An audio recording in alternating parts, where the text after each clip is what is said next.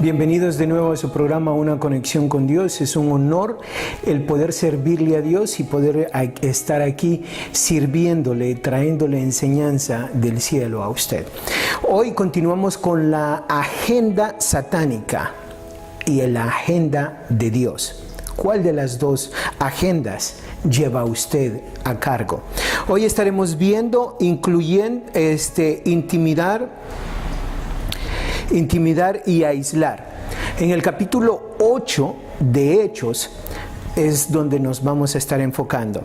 Ahora, ¿qué es lo que sucede? A Satanás le gusta poder funcionar muy sutilmente. A través de mentiras, a través de chismes, a través de robos, a través de asesinatos. Y usted dirá, ¿el robo es algo sutil? Sí, es algo sutil cuando se hace de una manera que pareciera que no es importante.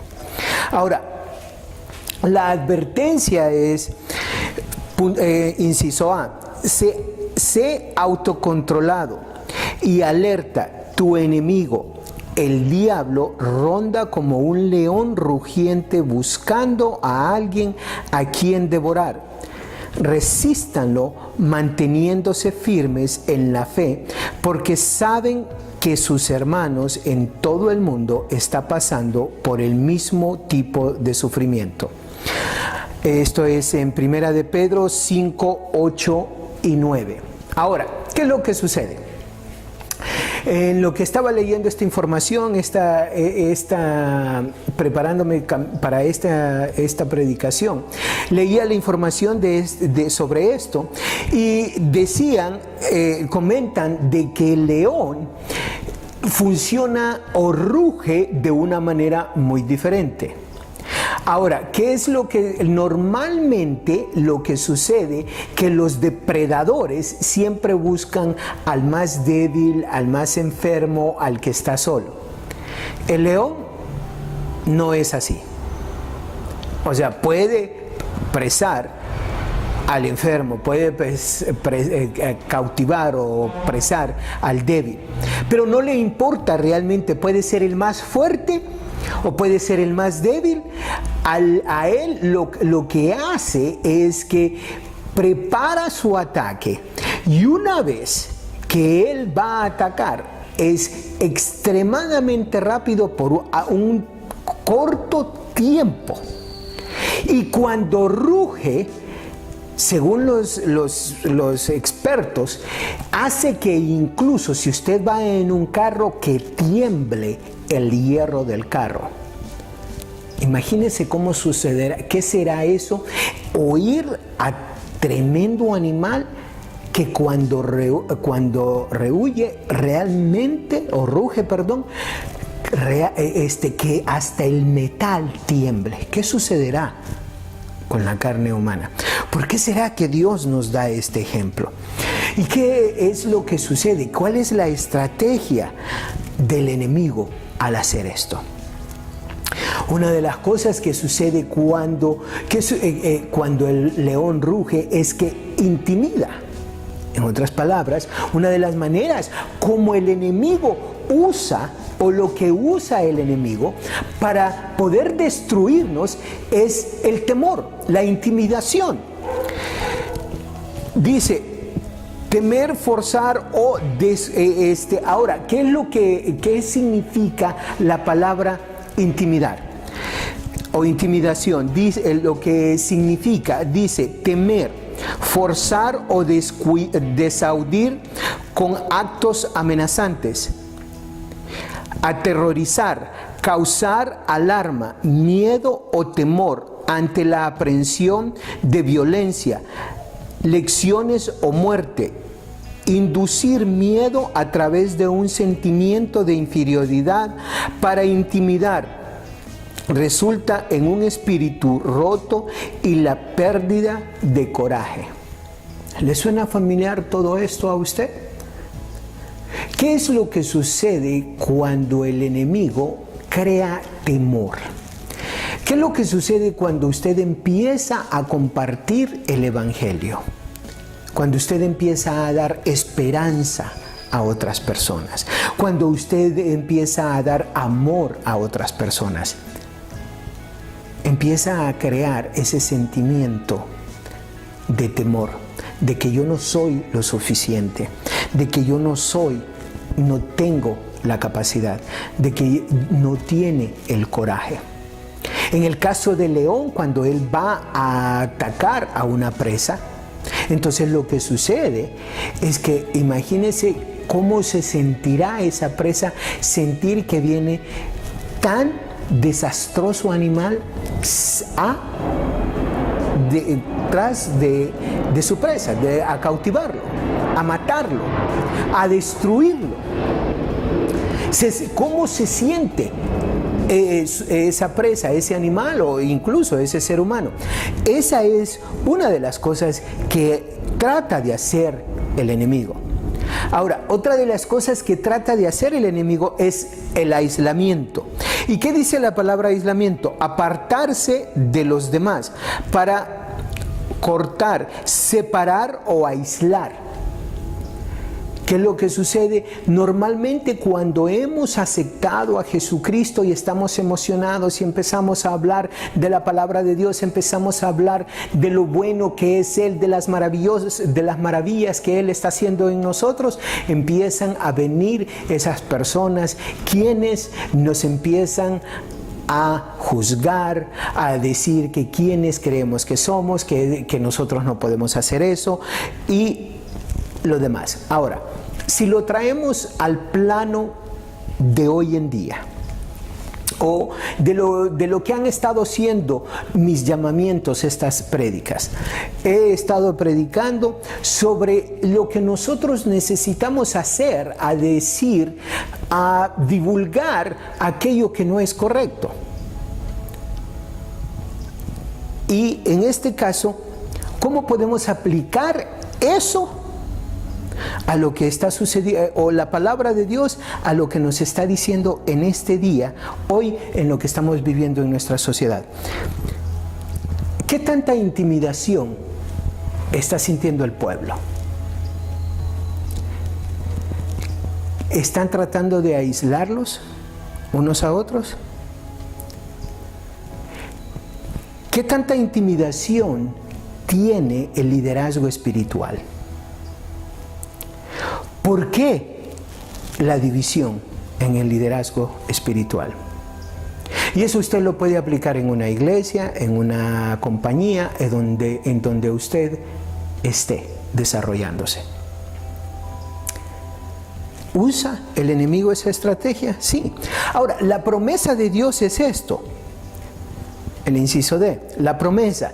Y el Dios de toda gracia, que los llamó a su gloria eterna en Cristo, después de haber sufrido un poco de tiempo, los restaurará y los hará fuertes, firmes y firmes. A Él sea el poder por los siglos de los siglos. Mire lo que sucede. Primera carta de Pedro, capítulo 5, versículos 8 al 9, nos advierte lo que hace el enemigo. Pero luego, en el mismo capítulo, adelante nos dice lo que es Dios, lo que Dios está dispuesto a hacer por nosotros. Que Él nos va a dar esa fuerza, que Él nos dará la conquista. Pero ¿qué es lo que nos dice? Que tenemos que mantenernos, que tenemos que seguir ahí para que Él nos restaure. Tenemos que ser firmes ante la palabra de Dios. ¿De qué manera está siendo firme usted hoy en día? Cuando miramos lo que sucede a nuestro alrededor, ya sea en nuestro país, en lo que está sucediendo en la atmósfera política, pero también le quiero traer a dónde tiene que ser firme usted en su casa, en su matrimonio, con sus hijos, en su trabajo, con sus amigos. ¿En dónde tiene que tener esa firmeza de entender de que usted puede y debe mantenerse siendo luz? ¿O usted le sucede esto, que cuando ya empiezan a tocar su bolsillo, empiezan a tocar la parte económica, entonces usted ya no es firme? Usted ya en ese momento empieza a pensar desde el punto de vista terrenal. Empieza a pensar en lo que usted quiere, en el carro que usted quiere, la casa que usted quiere, los zapatos que usted quiere, el teléfono que usted quiere, en aquello que usted desea físicamente. Ojo, no estoy diciendo que sea malo querer un carro, una casa, un negocio, un teléfono. No, no se trata de eso. Se trata de que si el enemigo está usando eso para crear un conflicto en su casa. Hablemoslo a nivel de la sociedad. Pero perdón, vamos a expandir a nivel de la casa. ¿Qué sucedería si usted, vamos a poner un ejemplo, usted quiere comprarse un nuevo teléfono? Su esposo o su esposa, viceversa, necesitan comprar algo para su salud. Vamos a suponer que se necesita comprar una medicina, se necesita ir a donde el doctor, se necesita hacer algo. Vamos a poner un ejemplo de que usted va a comprar un teléfono, le va a costar 5,000 empiras y su esposa o esposo, cualquiera de los dos, cualquiera de los dos casos, necesitan ir a donde el doctor a hacerse unos exámenes y comprar unas vitaminas o unas medicinas. Y llega el momento donde usted ha estado mirando cómo es que va a adquirir este dinero, lo logra adquirir, pero entonces usted va y usted compra su teléfono, pero descuida su casa. ¿Le suena familiar eso? ¿Hay alguna persona que esté haciendo eso? O incluso en el trabajo hay alguna persona que tiene alguna necesidad que usted sabe que es una necesidad genuina y usted dice, pero es que yo quiero mi teléfono. No estoy diciendo que tenemos que darle porque alguien tiene una necesidad. Yo lo que le estoy diciendo es, ¿qué le está diciendo Dios? ¿Qué le está diciendo el Espíritu? ¿Qué le está diciendo? Versus, ¿qué le está diciendo el enemigo? Recuerde, estamos hablando de las dos agendas, la agenda de Dios y la agenda del diablo, que Jesucristo lo reprenda. Ahora, ya le di ese ejemplo. Vámonos al ejemplo de lo que está sucediendo en nuestra sociedad, en nuestro país. ¿Qué sucede cuando viene una persona sin escrúpulos y utiliza a otras personas a que vayan a quemar las propiedades de otras personas? O cuando una persona no le importa cuánto estamos perjudicando a la infraestructura de nuestro país porque él quiere que se le reconozca algo. Y puede ser poder, puede ser dinero. ¿Y qué sucede? Que estas personas usan al pueblo para ir y hacer esta destrucción. Y ellos, en otros momentos, horas más tarde, están cenando, comiendo juntos, hablando y dialogando y negociando. ¿Ve cómo la agenda de Satanás y la agenda de Dios se pueden manifestar de una y de mil maneras diferentes? Ahora, ¿qué es lo que nosotros como líderes necesitamos hacer? Es traer luz al pueblo y entender de que no se debe de ser manipulado ni manejado de esa manera. Ahora, estoy diciendo que nos quedemos callados ante la injusticia y que permitamos que otro poder venga y haga lo que quiera con el pueblo y nosotros quedarnos callados. No, es precisamente lo que estoy diciendo. Debemos divulgar, es nuestra obligación, divulgar todas las injusticias, no de uno u otro sector, y vamos a ponerle nombre y apellido. No se trata de defender a un partido nacionalista o a un partido libre o a un partido liberal. Aquí se trata de defender al pueblo, dar luz al pueblo, dar opción al pueblo. ¿Por qué? Porque está siendo usado, está siendo manipulado para el beneficio de unos cuantos que quieren poder y quieren dinero. Esa es nuestra obligación. Ahora, punto número 2. La respuesta de Dios a la intimidación y el aislamiento. En el capítulo de Hechos, nos vamos al versículo 1 al 8. Primero tenemos que entender el contexto. ¿Se acuerda si escuchó la predicación anterior de Esteban? Estuvimos hablando sobre Esteban en el capítulo 7, cuando a Esteban el sufrimiento lo apedrean y básicamente lo matan. Ahora, ¿cuál es el resultado? La persecución y dispersión en Hechos 1 al 8, y dice lo siguiente, empezando del versículo 1 en Hechos.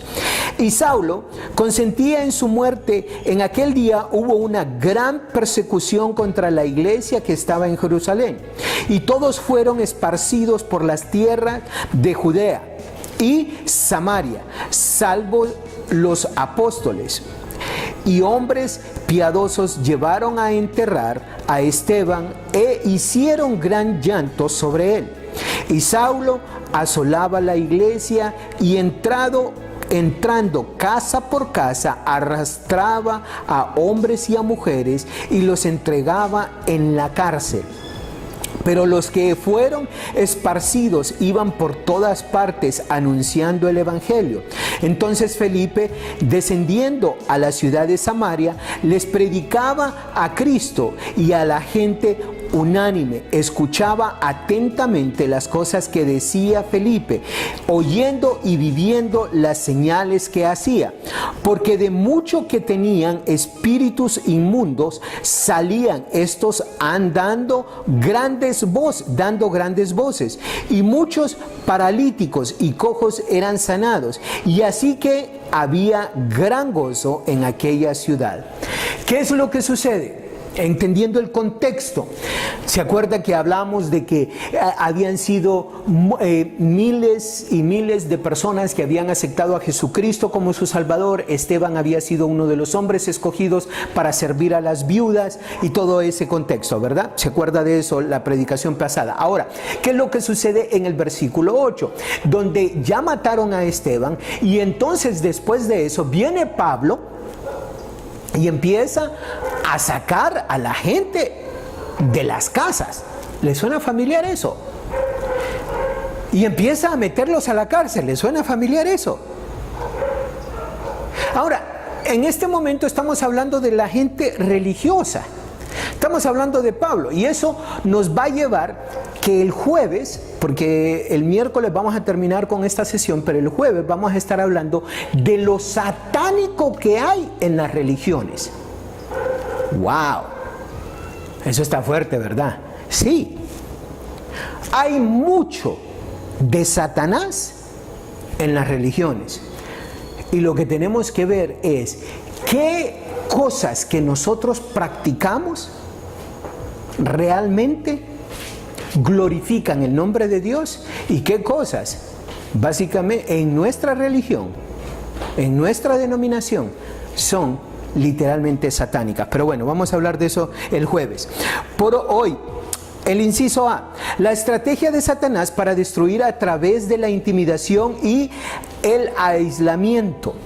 ¿Qué es lo que sucede? Viene y mire, ojo, usa a una persona religiosa que según él está haciendo todo lo correcto. ¿Y qué está haciendo? Matando, persiguiendo y metiendo a la cárcel a las personas que están alabando a Jesús.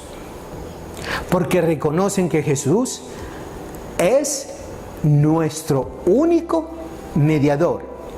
Porque básicamente ese es el problema. Ahora, ¿qué es lo que sucede? Por 2 años Dios les dijo que fueran y promulgaran las buenas nuevas a través de todo el mundo. Pero ya eran 2 años para este momento y todo el mundo estaba bien tranquilo en Jerusalén haciendo el trabajo. ¿Y cuál es el problema si aquí estamos trabajando?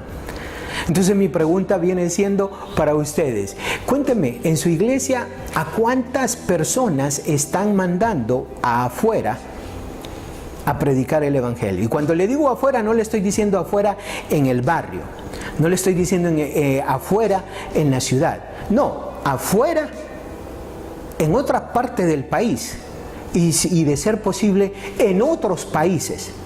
¿Cuántas personas están yendo siendo misioneros directamente 100% de su iglesia? Y quizás esta es la otra pregunta a contestar. ¿Dios le ha pedido a usted? No a todo mundo le pide Dios que sea misionero, no a todo mundo le pide Dios que sea evangelista, no a todo mundo Dios le dice que tiene que salir afuera, pero la pregunta es, ¿a cuántos de esos usted está apoyando? ¿O a duras penas usted está apoyando su propia iglesia? A duras penas usted está apoyando a la persona que le predica. ¿Sí? ¿Qué es lo que sucede? Dios permite esto porque el evangelio tiene que ser llevado a otras partes. Inciso C. La verdad, a veces nuestros peores momentos son los mejores momentos de Dios para usar nuestras vidas.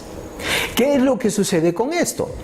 Que donde nosotros pensamos que es lo peor que puede estar sucediendo en nuestras vidas, es lo que Dios usa para sacar algo mejor. He escuchado, he visto en televisión a personas usar lo que le llaman judo. Es un arte, una parte de las artes marciales donde las personas tienen una destreza de usar la fuerza del contrincante, la fuerza que viene a atacarlos, para darle vuelta y usarla en contra de ellos. Entonces, Dios es un experto en hacer eso, en donde el diablo, que Dios lo reprenda, que Jesucristo lo reprenda, quiere atacarnos y viene Jesús, viene Dios y usa ese ataque para hacer algo mejor o incluso atacarlo a él. Entonces, esto es lo que está sucediendo. Sí, es cierto, Pablo está atacando, pero ¿qué es lo que sucede como consecuencia? Que el evangelio está yendo a todas partes, incluso está yendo a lugares donde de otra manera no podría ir. Cuando dice, entonces Felipe descendiendo a la ciudad de Samaria, ¿usted sabe lo que significa? Que los israelitas, el que se considera 100% israelita, vaya a Samaria a evangelizar. Eso era algo inaudito. Es como que si en este momento alguien dijera, le estoy predicando, qué sé yo, a un grupo de homosexuales que se están reuniendo. ¡Wow! Dije homosexuales. ¡Qué barbaridad! Ya, es el equivalente a que si alguien se atreve a llevar la palabra, el evangelio, a un grupo de homosexuales. ¿Por qué? Porque es una práctica que Dios condena. No condena a la persona, condena las acciones que esa persona está haciendo en esa práctica. Y Él ama a esas personas como me ama a mí y como ama a cada una de las personas que nos está viendo en este momento. Para los israelitas, aquel que se consideraba 100% del linaje de Abraham y que se había circuncidado y toda la situación, que esa persona fuera a llevar el evangelio a esa población. No se podía concebir. Pero ¿qué es lo que sucede? Debido a que están siendo perseguidos, ahora el evangelio está llegando a todo el mundo. Se va a todas partes. Ahora, ¿cuál es la aplicación en esto? No temas, predique la palabra. En Hebreos 4:12 dice, porque la palabra de Dios es viva y eficaz, y más cortante que toda espada de dos filos, y penetra hasta partir el alma y el espíritu, las coyunturas y los tuétanos, y discierne los pensamientos y las intenciones del corazón. No se preocupe del mensajero. El detalle no es el mensajero, el detalle es el mensaje. Si usted se está preocupando de quién es usted, entonces usted no va a promover el evangelio. No se preocupe de quién es usted. De antemano se lo digo, no es justo por sus propios medios. Es justo porque Jesucristo vino, le amó, a pesar de quién es usted. Gracias a ello, entonces usted es justo por la sangre de Cristo. Entonces no se esté preocupando por usted, preocúpese por el mensaje que da, que Él va a hacer. Dios va a hacer el milagro. Ahora, manteniéndonos el punto número 2, la confrontación, el bien contra el mal. Volvemos de nuevo. Recuerde, estas son dos agendas. Cuando empezábamos la serie, le decía, son dos mundos, el mundo físico y el mundo espiritual. El problema de nosotros es que seguimos pensando que nosotros somos ciudadanos únicamente de este mundo. Somos ciudadanos de este mundo. En este caso somos ciudadanos de Honduras o de Estados Unidos, de Nicaragua, del país o los países que seamos ciudadanos. Pero recuerde que tiene otra ciudadanía, que es la ciudadanía espiritual, que es la ciudadanía donde Dios vive en usted. Y mientras nosotros no entendamos cuáles son esas dos agendas y cuáles son esos dos mundos, vamos a seguir tomando decisiones basadas en lo que miramos y no en el mundo espiritual o en el mundo psíquico. Imagínese que usted solo tomara decisiones sobre lo que usted mira única y exclusivamente. Si usted no mira físicamente algo, entonces usted no tomaría una decisión.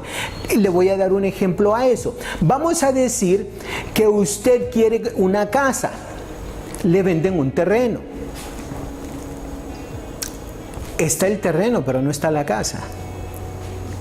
Entonces, ¿cuándo usted va a construir una casa? Nunca construiría una casa. ¿Por qué? Porque usted está basándose única y exclusivamente en lo que mira físicamente. Usted me dirá, Alexis, eso no tiene sentido. Tiene todo el sentido del mundo. Las leyes espirituales, las leyes psíquicas funcionan de la misma manera. Yo le he hecho muchas veces el ejemplo. Si yo dejo caer este celular va para abajo, no va para arriba. ¿Por qué? Porque hay una ley que se llama la ley de gravedad. La entienda usted o no la entienda, la ley siempre funciona. Bueno, el tiempo se nos ha ido. Vamos a continuar con el punto número 2, la confrontación, el bien contra el mal. En Hechos 8, capítulo 8, versículos 9 en adelante. Les recomiendo que se lea todo el capítulo 8. Dios me les bendiga. No se vayan, continuamos con la segunda parte.